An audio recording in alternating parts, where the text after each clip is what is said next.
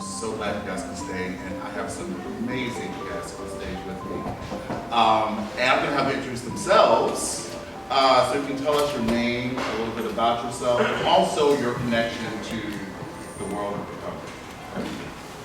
Sure. Hi, guys. My name is Ed Morgan. I'm an ensemble performer here at Dad's Garage Theater Company in the improv ensemble. I am also the understudy for the role of Stephen in The White Chip. Today is day 647 days sober for me, I think. Or 627? I could look it up, but I forget. The connection to The White Chip is literally that Sean Daniels himself was helping me when I was getting sober. And part of it was he sent me a recording of The White Chip to watch. And it blew my mind. And one failed attempt later, it worked. So that's my world with The White Chip. My name is Amanda Holloway. I technically started working in addiction in 2001, and I have worked everywhere from women's forensic programs, methadone clinics, inpatient, outpatient, community work with kids, veterans, you name it. I currently work at Positive Impact Health Centers as the Assistant Director in Addiction Services, and I love the work that I do. And on a personal note, I am what people refer to as the child of an alcoholic. My joke is my family tree is well watered with vodka. Hi everyone, my name is Jamian Coleman, and I am 3 months away from 10 years of life in recovery. It's been an amazing journey. It's been challenging at many points along the way. But what recovery has given me so much of is a life that I could have never dreamed of. A life of relationships, a partner who I adore and have a loving relationship with, the ability to see so much of my dynamics from childhood, et cetera, so that's kind of my journey. But I had the opportunity in 2018 to finish a master's in rehab counseling, rehabilitation counseling. And then I started working part-time at Positive Impact Health Centers, where Amanda Holloway has been my boss for all these years. And then I finished a PhD in counselor education this past year, and now I'm teaching at Georgia State and having the opportunity to work with students, particularly in the field of addiction and also trauma, co-occurrence of addiction and trauma, PTSD work. Thank you. Thank you all for being here.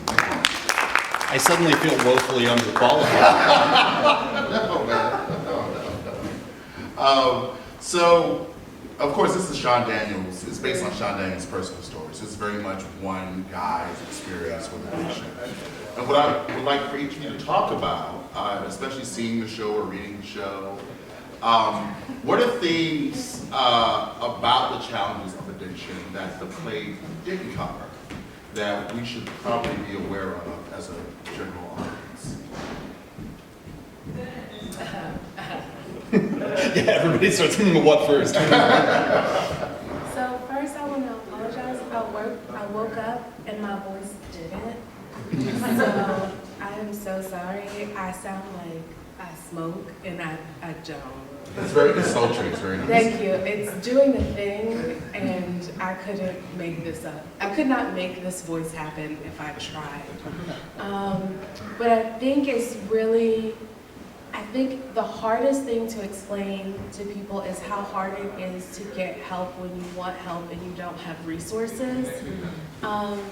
Sometimes even when you do have resources, I think that's something that you can't explain. My favorite joke is when he talks about, why didn't anyone tell me if I made it to 90 days it would get easier? Because I talk about post-acute withdrawal symptoms ad nauseum, and what I'll hear a lot of times is clients will say to me, why do you keep repeating this to me? And then like 30 days later, they're like, how come you never told me this? And I'm like, you're not listening to me. I'm like, you have the worksheet. You wrote on it. You left it in the group room. Still has your name on it. I found it on the floor last week. Like, you know, so, but I think the thing that you probably would need 6 shows to cover is how to work through the system. Yeah, I would second that with what Amanda has just said about the complexity of all the facets that go in, and what we saw in the hour and 40 minutes, just a brief snippet of that. And a lot of the clients that I get to work with and to serve and collaborate with in their journey of recovery, it is looking at not just what was the substance and the factors around the substance, but the entire holistic lens of the person, their environment, their support system, their network, what resources are available, and how do I come alongside the client and walk along that journey with them. On opening night, it was really funny because I was having a conversation with Sean. I was asking him about the show, and one thing I asked was, did you ever have a scene in there that talked about what it feels like to go through alcohol withdrawal? Specifically because it's touched a little bit in the show, but you know, when we say this all feels like new information, why isn't anybody telling me this? There's a lot of stuff that they don't tell you, and one of them is like, alcohol withdrawal is the worst, right? It's one of only 2 drugs you can die just from withdrawing from. The other's benzodiazepines and booze, right? And you're dealing with a product that's like attached to this whole, you know, well-connected industry with lobbyists and whatnot to keep you from knowing these things, but or rather actively de-incentivize you being told these things. But it is, I mean, it's undescribable to anybody who hasn't done it, right? Like, it's the worst sick you've ever been, and you might just drop dead. Like, absolutely nuts that they don't tell you, like, if you stop, you could die. And so that was something that I was like, oh, I wish we could pound into that a little harder, but it is only 90 minutes after all. Yeah. And there's something about that too that might really discourage people from drinking. To know that I know, the right? withdrawal process. They don't tell you alcohol is like the most addictive substance there is. It does all sorts of damage to you that like you don't know about if you aren't looking into it. And yeah, that people don't know that stopping is dangerous. And so people will try to get like their family members to just stop. And that could kill them. And they don't know that that could kill them. So yeah, there's all these, there's so much information to try and jam into one. Whatever play. you, please don't lock your family member in the basement. Mm-mm. Like, that's like a thing. People are like, oh, we'll just put Uncle so-and-so in the basement or my nephew and we'll just detox him at home. That is really unsafe. Not only can you have like DTs and die, you can force somebody to have a seizure, they can have an aneurysm, the same with benzodiazepines. Like, those are the 2 that you die. When I say how hard it is to get care, I don't want to stand on a soapbox. There is no detox for stimulants. Stimulants weren't even considered a substance of abuse until like the late 80s, because there were no physical symptoms of withdrawal. So technically, you don't detox from cocaine. So what would happen when I worked at a hospital is you would come in and you would say, I need to detox from cocaine, methamphetamines, list any stimulant you like here. And they would say, we can't. And then someone would go to the Quick Trip and get drunk on our property and come back in so they could detox. Oh, Because you can't detox unless you're drunk or on pills. So, even understanding the levels of care. Detox is not rehab. So there's detox, which is inpatient, because that is the only inpatient care you can receive for substance use, is detox.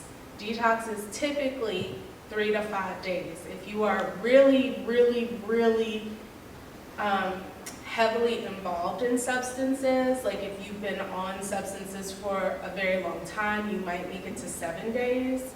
Then there's residential treatment. then there's partial hospitalization, then there's intensive outpatient, and then there's community services. Thank you for breaking that down. And you have to fail at a lower level of care to qualify for a higher level of care. And that's literally what your provider calls it. You have to fail at a lower level of care to qualify for a higher level of care oftentimes. So the thing about, well, one of the things about the play that I love so much is that Sean realizes in the process that that AA 12-step approach, which we all know, isn't going to necessarily work for him. And I thought that was fascinating because as far as I was concerned, that was the only way to get clean. So I would love for y'all to talk about other approaches other than AA 12 steps that people may not be aware of. We got them. Sure, I'll start. Yeah, so it's one thing I'm super glad about with the white chip is that because even the specifics of the alternatives don't matter if you don't know that there are alternatives, right? And I'm sorry, I'm gonna do my best to not sound annoyed by this aspect, right? But like the thing about AA is they tell you this is the only way. Right, which leads to a massive dropout rate. It's something like 40% of people who start going to AA quit in the first year, which is like not great, obviously, because they're told that if you can't do this, you can't get sober, and so they just give up. Which you can talk all you want about like how efficient or how efficacious it is for some people, but you only hear the success stories because only the successful are still around and alive to tell them. They tell you like this is the one and only way, and it's so old, right? When AA started, it was the only way, and so that makes sense. But it's not now, and it doesn't need to be. And so, like I've been to AA, I've been to Smart Recovery, I've been to all sorts of stuff, and then I found my group that I loved, which don't get too freaked out. It is the Satanic Temple. They are amazing. They have a group called the Sober Faction. The Satanic Temple, in case you're not super familiar, they're not the Church of Satan, the Anton LaVey, Aleister Crowley magical sex cult. They are the American non-theistic religious association that like makes states put up a Baphomet at the courthouse if they're going to show the 10 Commandments for religious freedom, that kind of thing. And they have a support group called the Sober Faction that is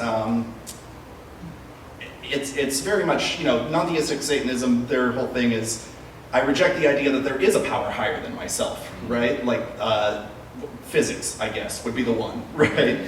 You can't fix that. But the idea is that your addiction is simply an adversary, it's a problem. It is something that can be overcome with what you have inside you. And so going into an environment like that was intensely non-judgmental and full of other doofus-looking metalheads like myself was extremely helpful. But here's the thing: when it comes down to it, all of them are so similar. Even the Satanic Temple stuff is like, it's still take a look deep inside yourself, recognize that you have a problem with this thing and you need to fix it, do things for other people, help other people who are struggling. All the stuff is in there, right? I think what it's really all about is just a community. Like, all you have to do is find a group of people to talk to and be honest with and be accountable to. I think that's what works from AA, it's what works from Smart Recovery, it's what works from this, that really helps. And what I found was just I wanted to go hang out with a bunch of tattooed, pierced folks while I did mine. Not that you won't find plenty of those in an AA room, but this had a little extra metal to it. So there is Smart Recovery, there's Celebrate Recovery, there's SoberMeetup.com. I think there's one now called Sober Link Up. I don't know, that one feels a little like Sober Tinder. I don't know. that one creeps me out. Yeah, that one feels a little weird to me. So I didn't go on it, but I was like, oh, okay. But Sober Meetup is the one that I do sort of recommend, because they'll do things like they are like the community board where you can do sober CrossFit with people, sober like sober golf, because I was laughing when they were talking about golf, because I didn't know people drank at golf till like my friends started playing golf, and I was like, clearly there's drinking. So like everything you want to do sober, there are people on sober meetup doing it.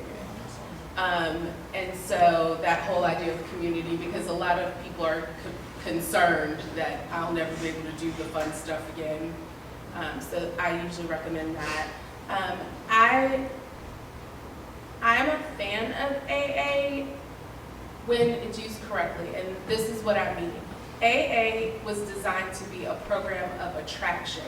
That means I see you, you have this thing, and I want to be like you, right? So it's never supposed to be forced. And so when people are forced by judges to go there, forced by sober livings to go there, forced to be there, then I think that is a misuse of that program, and that's when you end up with shenanigans. And so that's my opinion about that. I think the numbers back you up. When you force people to do things, you create shenanigans. That's just my thoughts. That's just my thoughts.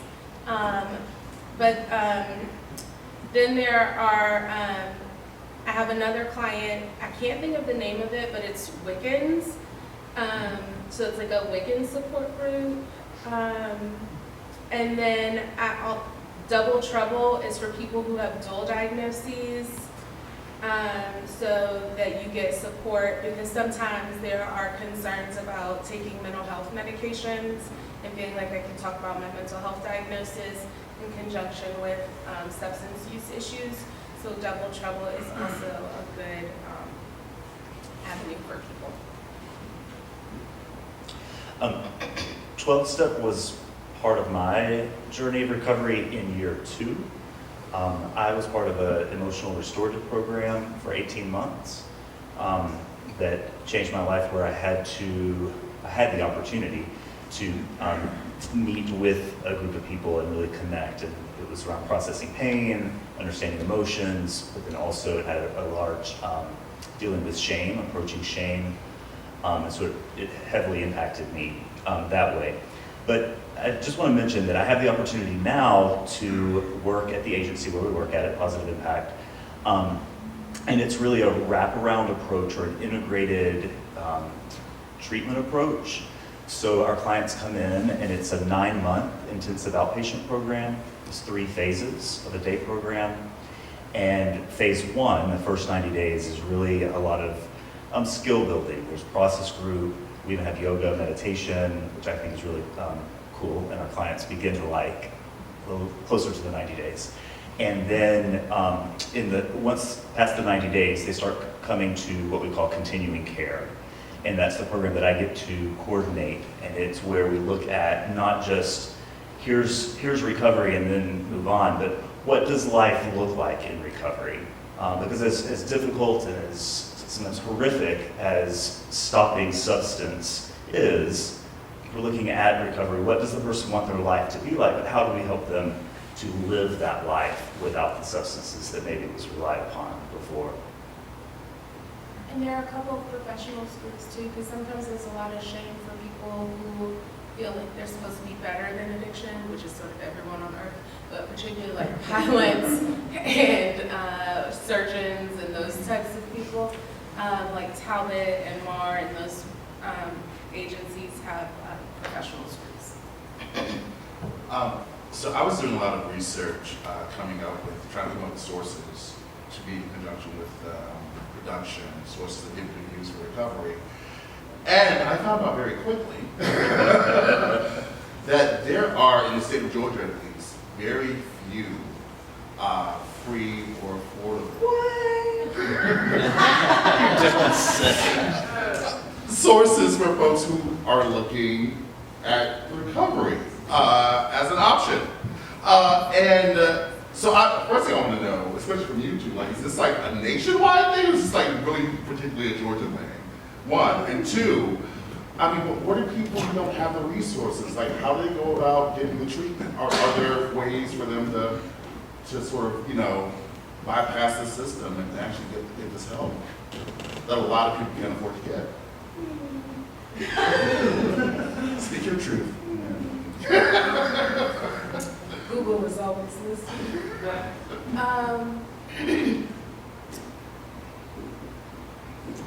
So, some of the problem, I'm gonna make my answer as short as possible. Some of the problem is a result of choosing not to expand healthcare.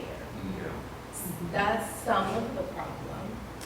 Some of the ways programs get around it, like for example, there's one program that literally sends people to go work on a chicken farm to supplement the cost of people coming to treatment.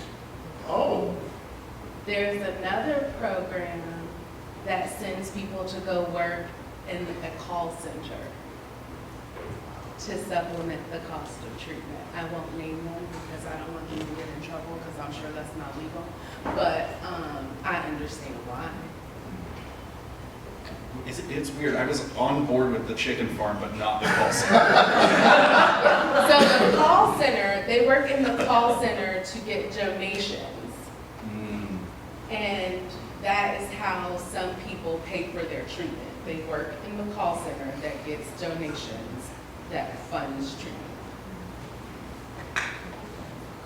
I mean, I'm not in the industry. I can say that, like, when I decided to go to detox, and I was just like, I need to do something like today about this. I went to my county's crisis center. They're real things. If you just look up the crisis center for your county. When I didn't realize that it was only for the uninsured, when I got there, I still had health insurance, so they just dumped me in an ambulance, which I had to pay for, to send me to another facility. But yeah, I mean, those are there. It is just like, it feels like it's so few. It's something like 70 or so % of people who need addiction treatment never receive it. Just, it's the shame, it's the money, it's the everything, right? But the money, I feel like, is probably one of the biggest problems. Just like what happens if you don't have money or health insurance or whatever. It's like, there's very little space. I got turned away from that crisis center once because they didn't have beds. So there are some state-funded ones. Like for example, there is one, there are at least 2 that are state-funded for women and children. One is run by MAR Women's, which is Right Side Up. They have 2 locations. There's Mary Hall Freedom House, which is Mary Hall Freedom Center or something now. St. Jude's, but they all have like waiting lists, like really, really long waiting lists. You can go to a hospital, but so yeah, it's just really hard to get care. It is extremely difficult if anyone has, you yourself or friends and family seeking treatment or aspects to recovery. And some of it is, as has already been mentioned, just knowing what resources are available and then how they may intersect. And so, okay, so where we work, our funding sources come from a lot of grant funding that we have, either through SAMHSA, Ryan White, because a lot of our clients living with HIV are at risk of becoming infected with HIV. And so we have different programs. We have a harm reduction program in addition to our IOP, the continuing care program that I mentioned. And so, but it's also letting people know that this is available. So depending on what insurance someone has, but then we also have funding sources available as well. But oftentimes, So the way we did it, and please feel free to tell your friends, I know some people had to leave, but the way we did it, basically we set it up. Anyone who abuses substances is defined as someone who is at risk of HIV. And that means anyone who comes to get services at our facility is eligible for care, period. And we don't turn away anyone for inability to pay, period.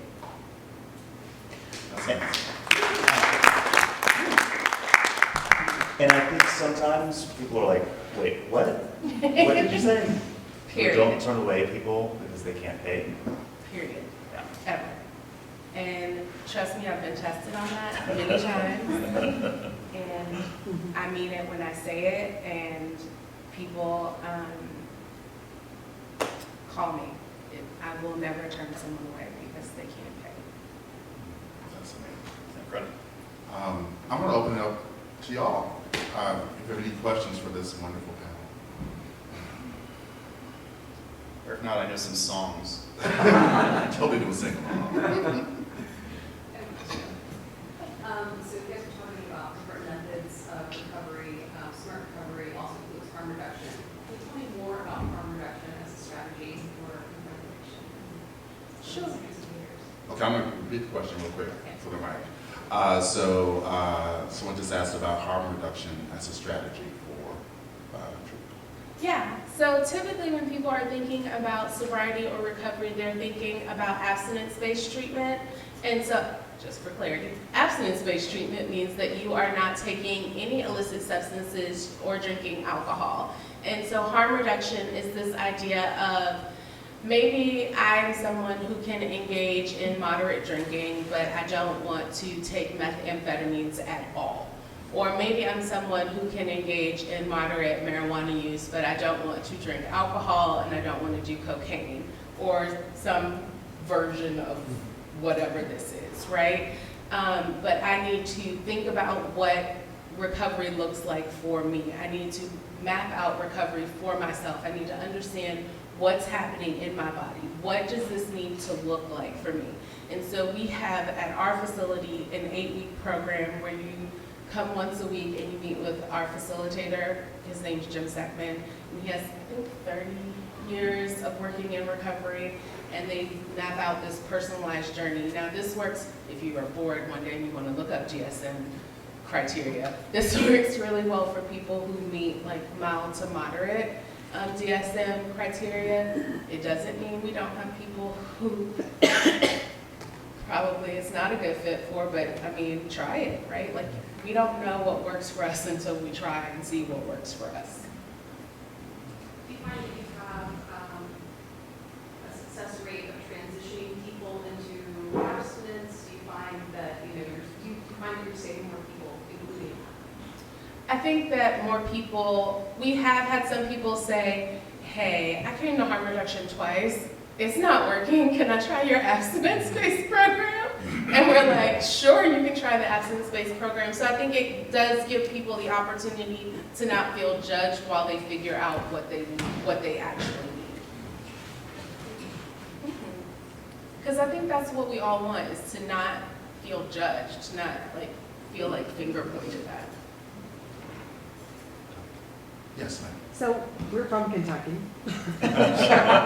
More importantly, Bardstown, Kentucky, the bourbon capital of the world, is our claim to fame. But we recently lost a brother-in-law to addiction, and he took his own life. And I had never heard the steps laid out the way he did. He did it all. He failed it all and kept getting bumped up.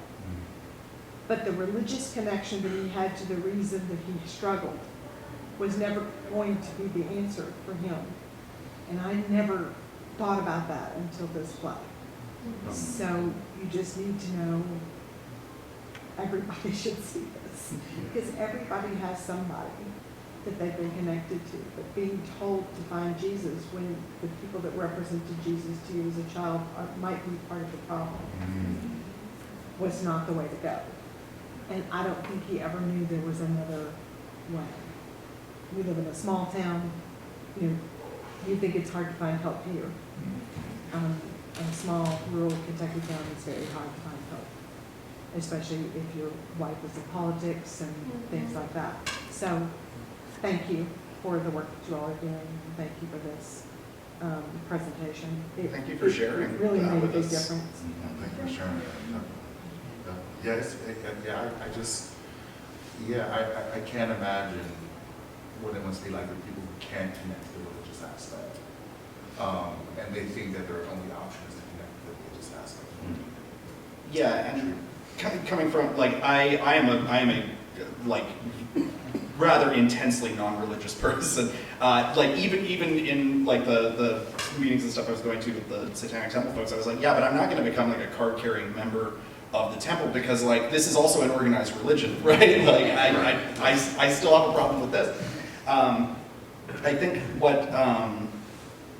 what tends to get people sort of It's the idea that it's the idea that you're weak. you're weak. Like that's what it Right? usually. Like that's what it usually There comes is down to is something there is outside you needs something to do outside this you for you needs because to do you this can't. for you because you And the can't. answer is you And the can. answer is you can. It just comes with a lot. It comes with a lot. And but I right? think that I think that the line in the play. the line in the play, finally The got line my in the train of play thought that I back. The think line is in the really play that I important think is that, really I important that hope is taken the right way I hope is taken the right way is How many that he people are says, like me how many who people are don't like make me it who don't make it because we lead with God instead of right? science? The word Right? lead to me The is word very lead important to me is there. very important there. I don't I have any don't problem have any problem using God with to keep people them using sober. God If to keep that's them what it is, sober. If that's what it is, absolutely please do. But the idea that that's But the idea that that's the front end, this right? is This is the only only way out, and you have to start by believing in this thing. I don't know how many people. I don't know how many people in here have read the big There's a book of chapter AA, called but there's a chapter called We the Agnostics that is supposed to be like, well, you're not very religious. oh, well, you're not but, very here's the religious, chapter but for like you. here's the chapter for you that will help you. The chapter to the The agnostics. chapter to the agnostics And we ends decided to with, believe and in we God decided to anyway. believe in Like, God it's- anyway. it's Like, not non-religious. It's not It's just non-religious. It's just not. Right? It's like, have you tried believing It's like, have in you just tried a little? believing in it just a Which is little? Which is like, sure, fine, whatever. Right? sure, fine, whatever, right? Yeah, and sorry, I Yeah, should and make clear. I should make clear. attacking I'm not attacking anybody's viewpoint by saying this. Yeah, sure. I'm going to correct the record Sure. on that. If you notice in the play, when the Jesus man is telling him he needs a higher power, he's saying, mine is Jesus, who is yours? Now, I don't know what happens in Kentucky. Well, I do know what happens in Kentucky, because I go to AA meetings everywhere. And I'm not an AA proselytizer. I'm very much of what works. For sure. for sure. But AA will tell you itself, it is not a religious organization. It is a spiritual organization, albeit. And it is based on male Christian culture. It was written in 1935. What most people, myself included in AA and CMA and NA, because I'm just addicted to fucking everything, is find what's bigger than you. Because the play is right. The play is elegantly written, exquisitely written. I find its treatment of addiction in the creative community particularly haunting. Because I myself have a career in the theater and in entertainment. But yes, it is big. It's big. I recently had an experience that you were talking about where I was in an AA meeting and I was seeing a crystal meth meeting, and a young crystal meth addict thought I was wise or something and said, gee, can you talk to me about it? And he tried his level best to go to detox because he was scared to death of detox. And I said, well, and unfortunately to qualify for any program, he had to go through detox. So it was a catch-22. I don't want to. I will go to a meeting. I'm very sorry about Yes. Thank you. that. Was me. And I appreciate. And I appreciate. And I didn't jump. And I'm so sorry that you lost your brother. And what I do every day, the first thing we say, well, the first thing we say is a moment of silence for the suffering. And I'll be thinking of your brother at this point. I appreciate. I appreciate the pushback, and I agree with you. What works Absolutely. works. Yeah. Absolutely. Book of Mormon. Yeah. Yeah. Religion, whatever it is, it works. It works, right? Let's get two more questions, yeah. Sure. My name is Andrew. I'm also an adult child of alcoholic Hey, friend. family. Hey, and friend. Dysfunctional family. I was wondering if you could kind of talk to, it seems like the source of a lot of this shame and other negative emotions or patterns of behavior, biases or coping mechanisms that people like use addictive substances to are because it's rooted in family dynamics, right? The disease of a dysfunctional family. Can you kind of speak to how people can, get treatment for that, or whether or not really framing addiction issues as mental health issues is really key here? Yes. Yes. And so the question was, framing addiction issues as a mental health issue, is that beneficial? Yes. Yes.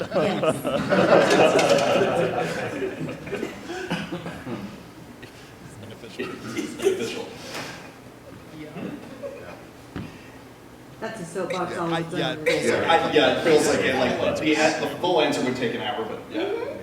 And if I could just say that, because I with clients through the years who approach that question a little bit different, but I've come to counseling. But I've come to counseling. What do I need to work on? What do I need to work on? What do I need to fix? Right? You're the professional help. And what I experience oftentimes is that when there is an opportunity to be part of a community, a support group or network going through similar aspects, whether that is a COA, 12-step program, or something like I went through an emotional restorative program, but it's also finding those resources or access to them. Sometimes it's a lot of curiosity, it's a lot of questioning, navigating. I think there's this idea, it's not emergent anymore, but this is idea that attachment theory can explain a lot of addiction theory. There's this idea, hopefully everybody knows that all codependency research stems from addiction research, right? The original definition for codependency was you're addicted to someone who's addicted to a substance, right? That's my favorite. And so what I will say is in terms of recovery, I think second stage recovery work is my personal favorite. I don't get to do a lot of it, Jamian gets to do most of it. It's this idea of what is life like once those initial urges are gone, like that second year life stuff, right? Like first year you're just like, I'm making it to a year, I'm gonna make it to a year, I'm gonna get that 1 year chip, and then you're like, I've made it to a year, now what do I do? So I think it's just like learning to live. How do I live once I've realized I have these patterns? What do I do once I'm no longer the identified bad guy in my family, right? Like everyone thinks, we talk about it a lot. Like People said they wanted me to get better, but now I'm better, and everyone's like, you're still sort of an a-hole. And it's like, that part wasn't the drinking.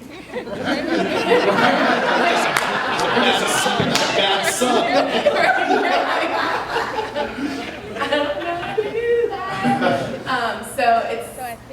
So I think there's the awareness part. I joke a lot, but no one that I've ever met drank because they were stupid. No one I ever met drank or used because they weren't aware. It's like, no, I'm super aware. And that's probably why I'm doing it. And now I'm aware and I don't have my safety blanket and like I'm figuring things out. And so I do think therapy and all of those things are very helpful. And I think everyone needs it, and probably more so sober. Thank you. Final question. Yes. Hi. Thank you all so much for this great talk back. I'm actually also in recovery. I will have 9 years next week. And I also know Sean, and I read very early drafts of The White Chip, and you're right, they're very helpful. It's such a helpful play. I have kind of a two-part question. My apologies, I'm not going to ramble forever, but just the first thing that I think this play really gets to that's such a powerful part of recovery is like what you just said about, you can have all the self-knowledge in the world, but it really doesn't matter. Like, you can know I have a problem, you can want to get sober, you can try all different kinds of ways, like drinking, you know, he talks about like, well, I'm just gonna drink out of town, you know, and those really are kind of the solutions that you come up with. And it's really scary to realize, you know, I think when you first come in and you hear about like the powerlessness, that you have to sort of accept that you are powerless against the drink. So I'm wondering if you could talk a little bit about just sort of your own experience with that and with working with, you know, I think people who, you know, when you get to rock bottom, it's like you're so terrified that you will literally try things that sound crazy, like praying even though you don't have God, you know, just to get through. So sort of what it means to accept powerlessness and why sometimes that's an effective way to get sober. And then the second part of that, I'm really interested in just your thoughts on what are your pet peeves of like the way that alcoholism and AA or recovery groups of any kind are portrayed like in TV and movies? Because I definitely have my own list, but you know, just would love your thoughts on that too. Anybody want to start? I like to talk about powerlessness with not so much powerlessness, but like you are the only person who can outsmart you. It's not so much like you are without power, but like you are the one outsmarting you. Constant. You are the one tricking you all the time. I was like, I could never run a con on you. You're running this con on you. Constantly. And so like, and when we sort of can laugh about it and talk, like do like those relapse autopsies where they realize that like, oh, this is how I play this joke on myself. Like, I can just, like when they realize that how they insert just, or usually it's just, I'm just gonna do this, I'm only gonna go here, right? And I'm like, oh, I'm glad you were only. And we sort of like laugh about that part.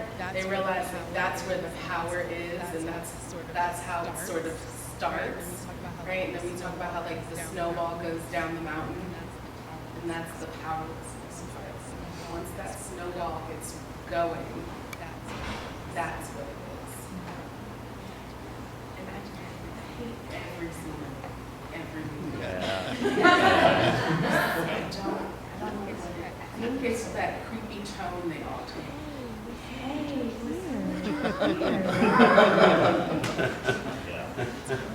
that's hard.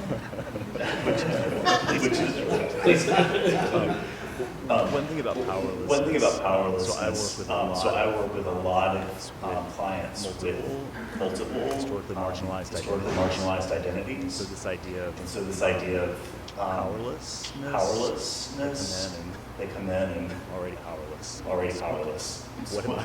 What am I giving up? So, right? So whether it's language matters, framing, it's talking, but I think of it coming alongside. I think of it coming alongside clients that I'm working with, meeting where they are. I also don't see what we used to hear about like resistance in treatment and recovery. I did not see it as a bad thing. I actually want to lean into it. Something I wanted to almost elicit so that I can see more what's going on in that way. So I finished a study. Last year looking at bias in counselors towards persons in a relapse situation who had relapsed to alcohol versus relapse to crystal meth use. Various reasons. And what we found was that empathy level towards them did not change. But what we did find was how they attributed blame to the client did shift based on alcohol versus stimulant use. Now I can go into all the academic reasons why and everything else. But if we look at what's normal in our society, Google alcohol use. You're going to have you're going to have Not, you know, if you look at not images, if you look at images, it's not going to be terrible images per But se. if you Google, But if you Google Crystal Matthews, it's going to be meth mouth. you want to ground. You know, you want to ground, so you may have a trauma response from those And images. so I just share that. So I just share that to there's say that there's also perception that perception that also plays a role in a lot of the clients that I work with. Are in recovery from Crystal Matthews. And the last thing, And the last thing is in response to the harm in response to the harm reduction question. Because this is something Because that this is something I wish that the room I wish the room were full. still Because full. my clients, Because my clients in recovery from crystal in recovery from the crystal likelihood of methods, the someone likelihood of someone with stimulant use with disorder, stimulant use disorder, methamphetamine type, achieving 1 or more years of sustained abstinence is less than 1%. Now I've been in the field long enough that I see trends. The trend since 2020 has been fear over relapse escalating because of fentanyl being laced in everything. And so our clients are not just talking about afraid of relapse. I'm afraid of relapse. I'm afraid of dying because I relapsed. And it's laced with So one of the harm reduction pieces is fentanyl testing. Is fentanyl testing. strips that are available on Amazon. The Atlanta Harm Reduction Society. But I tell my students this. I tell all my clients, anyone that you know who smokes marijuana, who uses drugs, anything like that, it is actually a harm reduction technique. Because they can just test the drug before whatever the moral viewpoint is on it. Will it save lives? Now for the least informed. opinion is when I hear powerlessness. What I hear is really is you cannot do this by yourself. Right. It is. This is not a solvable problem by willpower alone. I think a lot about it. I think it's in This Naked Mind and Grace's book where she says that willpower is finite, and that you have to recognize that willpower alone cannot solve anything because you do run out of it eventually. Like you can only hold up a brick for so long before your arm gets tired, right?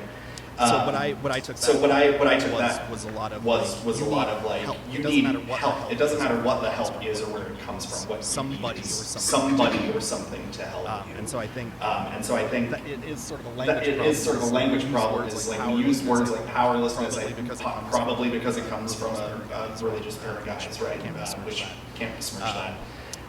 So I think that was the biggest thing for me was just recognizing that I couldn't do it by myself. And I think that's where the service part is great. I think it is great for someone who's in recovery to help other people who are struggling because that's part of the deal. That's part of the deal. It only feels right. It only feels right. Somebody helps me, thus I will help somebody else. As far as movies and TV, I can talk for a very long time. There's a concept film and television called flanderization, which is specifically modeled after Ned Flanders from The Simpsons, which is the word for when a character goes from being a well-rounded full character and devolves into catchphrases over time. They become one note because Ned Flanders started as this like really interesting character, and now he's just Oakley dokley do neighbor, right? Like that's all they do him. And so I feel like addicts are Flanderized quite a bit to the point where they're either rock bottom, usually like. You notice you never see a happy addict who wears heavy metal t-shirts in a movie or anything. They're always the rock bottom, smoking outside, always screwing up. And the people who are doing well are these like hippy-dippy, airheaded, like milquetoast glass of water boring people. Where it's just like, I'm so sober, I don't have fun at all anymore except in being sober, right? Like, man, you'd be amazed at how much fun Parcheesi is. Like, that's not how, you can do other stuff, man. So yeah, I think it's that. It's just like the successes are way too happy and the unsuccesses are way too indigent. Thank you all so much for staying and for coming. Thank all of you for the work that you're doing. It's so important, and for your journey, your individual stories. Thank you for having us. Thank you all. Thank you.